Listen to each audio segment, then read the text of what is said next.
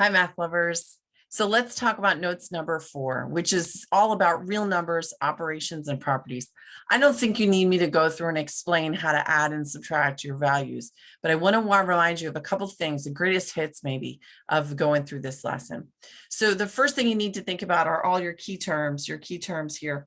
Remember all the words we used for sum. We would say the obviously sum or the total. We talk about difference for subtraction. We talk about product for multiplication. We talked about quotient for division and so forth. Okay. This lesson goes through and it shows you all of the symbols that you're going to use. I'm sure you're familiar with all of them: less than, greater than, less than or equal to, greater than or equal to, and not equal to. We talk about absolute value, which is absolute value is the distance from 0 on the number line. They go through here a couple of keywords. You can read that at your leisure. And then they remind you how to add and subtract. What I do want to remind you about is your order of operations. All right. So thinking about this first one, number A, you've got 4 to the third. That's easy peasy, right? But what happens when you throw a negative in front of it?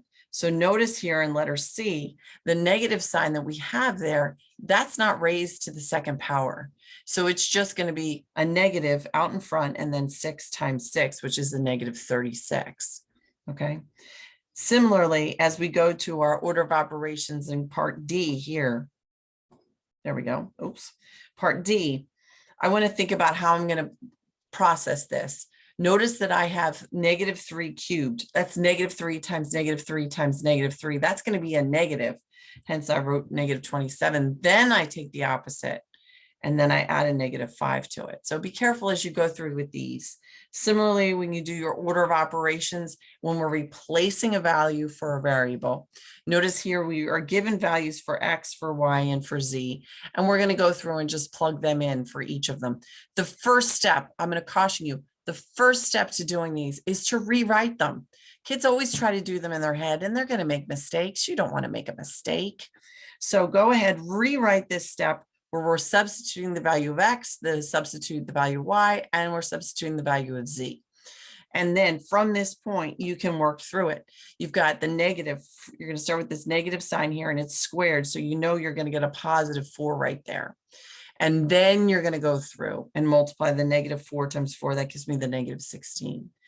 Remember your order of operations. We do addition and subtraction. We hold those off. We let our exponents go first. We work through parentheses. Remember, please excuse my dear Aunt Sally, parentheses, exponents, multiplication, division go together, and then addition and subtraction. So you're not necessarily going the order that you want to go in. You have to follow the rules of order of operations. Great news is we have super smart technology. Our calculators are really bright, and they're going to help us out with that. Okay, just be careful that you input the data correctly. There's nothing worse than thinking you have the right answer, and then you make a mistake because it's been a user error. Have fun with your problem set.